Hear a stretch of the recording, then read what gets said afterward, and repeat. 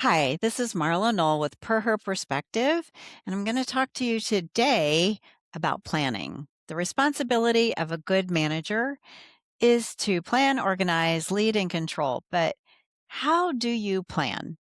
How do I plan a job? A lot of this work is upfront before we begin a job, and planning is not easy. But what does it include? So, some people don't know this, and learning how to plan really is an art. But let's start with, what does planning include? Well, number one, we define the finished product and then outline the procedures. What are the standard operating procedures that we need to complete to do the job? Two, set up the job timeline and the deadline. How long is it going to take to do the job? And when does it need to be done by? Three, establish checkpoints to catch errors early. We're going to make mistakes. So, how can we avoid making those mistakes? The checkpoints will help us. Number four is follow up to ensure customer satisfaction or that our outcomes or expectations are met. To reduce mistakes, I want to automate, of course, what I can and establish clear SOPs, standard operating procedures, objectives, timeline, and quality checkpoints. SOPs, there has to be clear procedures, standard operating procedures for all tasks performed in your business. And I know a lot of business owners don't have this, but the more complex the work is, the more detail you need to include in your process documentation. It's sometimes difficult to identify step by step what must be done to complete each task, but it's up to the manager to clearly identify what that is and document what that is.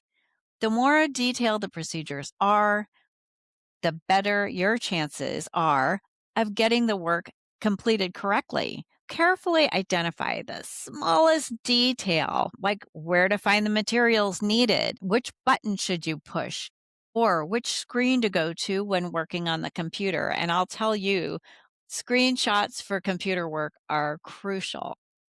So once you've documented the processes, they need to be shared with staff through initial training and occasional updates. So I had one of my most experienced employees thank me for providing training once on our procedures because he had forgotten some of them over the years. So assume your staff will not remember your procedures or every single little step which is important to your process from one year to the next, and then train on the key procedures that are important to your company. People learn in different ways, so training must be written, verbal, and by demonstration. And if it's possible to provide all three, great. Redundant training helps your staff to retain what you're trying to get them to learn. So, one training on an SOP is typically not enough. The best way to train for learning is to train, then have your employees implement, and then train again. You may find, and we frequently did find, shortfalls in the SOPs.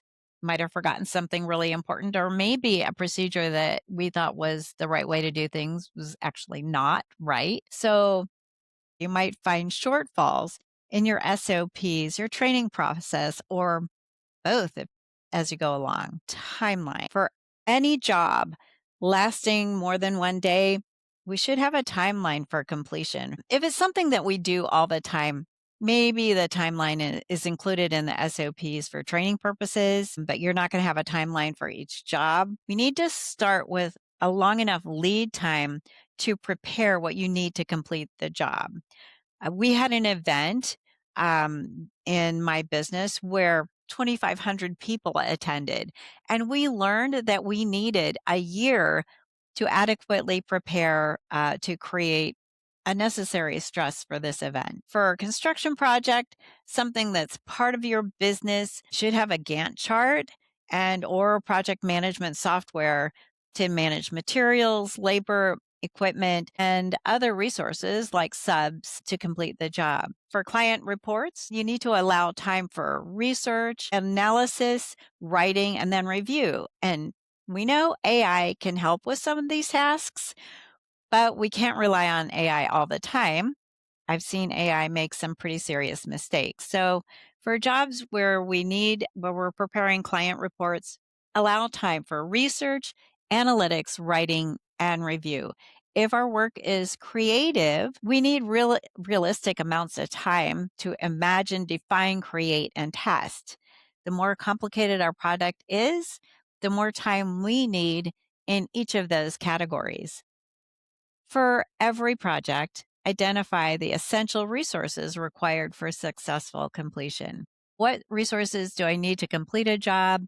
How many people? How many hours are estimated?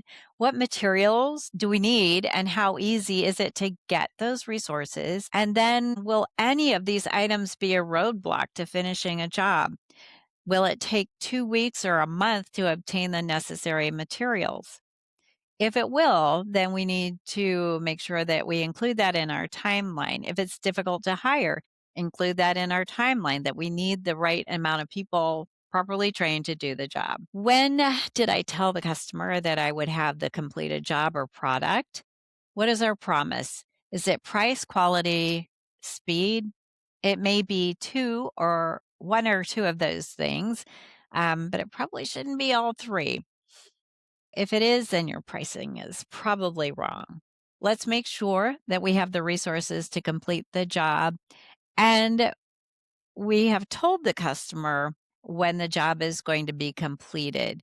And if there is a roadblock, are we communicating with the customer that the job is not going to be completed when expected? Believe me, if that communication is done upfront instead of like 2 weeks after the job was supposed to be completed, it's appreciated much more. So before the fact versus after the fact, please let the customer know if the job is not going to be completed on time. Clearly identify and communicate what should be done and when. If the job is lengthy and involves a number of people, then a documented job plan for all of those people is required, and then the tools to support those people clearly coordinated. So, planning sessions. If you work with somebody that is good at planning, it's always helpful to watch and learn from somebody else. I know I was not initially a very good planner. And I fumbled around with this. And I'm going to give a shout out to somebody I worked with, Vic Savino. I worked with him years ago, and the guy was a great planner. I learned a lot from him. So, one thing he insisted on was planning sessions, which brought everybody in the room together to discuss what the project would look like and what mattered for each individual. He was great at planning marketing strategies for the year before the start of the year. These sessions eventually became 2-day strategic planning sessions that we held in September or October for the following year. And I'll tell you, if you complete a strategic planning session in September, you can plan the budget around the decisions that you made to make sure that they're reasonable and affordable. So for daily operations, a 15-minute stand-up meeting is really valuable. Get the department leaders in a room or on a call to identify who is doing what for the business every single day. So daily, of course, depends upon your type of business. In a B2C business, which is business to customer, a daily meeting is helpful.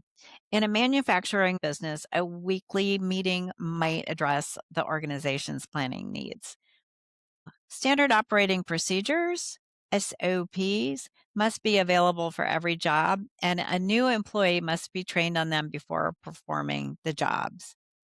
So, pictures are worth 8,000 words. If you can provide pictures or drawings on what each step looks like, great. When I was in China, I toured a manufacturing facility where at each station, a picture showed employees what the finished product looked like. This approach isn't new. I know it was created or used in Japan by quality experts to help workers understand objectives and desired outcomes many, many years ago. but it really is still a valuable concept to let employees know what the end product looks like. Very helpful. Is this something you can do in your business? Either a picture or a video to help people understand what the work or results should be. If it is, consider providing that to your employees. So, organizing the job during the job, ensure efficiencies, and pull necessary resources. Have them on hand when needed. Ensure the people, materials, and supplies are readily available for each aspect of the job, and then identify the timing when each part of the job must be completed, and then what resources must be available and at what point. So the workflow, make it as efficient as possible from start to finish. And good planning will ensure that the workflow is smooth and happens in a timely and efficient manner. Checkpoints. For projects lasting longer than one day, create checkpoints to ensure you're on the right path. In some businesses, there should be frequent checkpoints. And if the mistake is expensive, there should be a checkpoint at the beginning of the process where the mistake could occur. I can think of something like if there is a mistake in pouring concrete, you might even want to make sure that there is a checkpoint along the way, beginning, middle, and end of pouring that concrete so that you don't have to rip it out. That's really expensive. Checkpoints must be clear, provide the most efficient method for communicating the resources needed to facilitate this process. Again, the event that we held with over 2,500 guests, our first year, the planning was haphazard, the scramble at the last minute, significant, and the overall quality of the event really reflected the poorer planning. So thankfully, the vendors we used at the time helped a great deal. But if we had had checkpoints along the way and good timeline, that would have helped to make that a much better event. I have a client who assigned a project to one of the team members, but did not check the quality or understanding until the day the team member was to present the results to the client. The employee did not understand what was required, and there was not sufficient time to fix what was presented to the client. We could have lost the client at that point. And if we had misses like this very often, we certainly would lose a client. What should have happened? We should have checked with the employee the day after the assignment was provided to determine their understanding of the project. And since this person had 2 weeks to complete the assignment, check after the first week to see how progress was going and let the employee know in advance that you're going to check after 1 week. So they're sure to have something for you to look at, something for you to review. For my construction clients, I suggest including checkpoints in every quarter of the job for all jobs over a specific dollar amount with a kickoff meeting to ensure the job leadership understands the project. And then, even with experienced superintendents, we want to check on the job after the first quarter. Does the progress align with our timeline and our contract or our commitment to our client? And if we can tell there are going to be delays after the first quarter, there might be a couple of delays. Maybe we can't get the materials. Maybe we can't get the subs. We need to let the customer know as soon as we know that there are going to be delays. Maybe we can catch up, but then the customer will be really happy if we do catch up. So at that point, do we have the necessary materials after the first quarter? Do we have the labor that we're going to need for the next part of the job? At the halfway point, we should have a better idea of how the job is progressing. And on a big project, we should schedule weekly meetings with the client to ensure good communication and good understanding of what is going to happen and when. One thing that I see happening frequently is at the quarter point or halfway point of the job, the client asks for a change. And guess what? A lot of companies do not have clear procedures for change orders. Yet the employees, thinking they're doing the customer a favor, they go ahead and make that change. Well, what are some of the reasons why this is a bad idea? Um, One, the primary customer, the boss of the person you're dealing with, didn't really want the change. Two, the change will cost a lot more money. And without a change order, your customer really doesn't have to pay for the increased cost. Or three, both of those reasons might be the case. You may need to undo the change, which may cost a lot more money. Equipment as part of your job. You should always be aware of the equipment you need to perform your work. Are there any new innovations out there to improve efficiencies? I had an employee who worked for one of my clients, a glazing subcontractor, who made a handy little gadget for their work with a 3D printer. Brilliant. And this is why I believe trade associations are so valuable. Frequently, the latest and greatest are showing up at the conferences or in webinars. Be careful, though, about what some people say they are doing compared to what they actually do. Several times after I heard somebody speak at a conference, I asked if I could go to their place of business and see what they talked about in action. And several times I got that sheepish response, well, we planned to do this last year, but got delayed, and we're going to be doing this next month. So there are a lot of great ideas and more ideas than implementers. The same goes with software. I listen to the many bells and whistles software providers touted, and when asked to see in a real client, the response I got was, well, maybe next year, or nobody's actually using this right now. Follow up is the last part of planning. And this is where a lot of people really miss the boat. Follow up.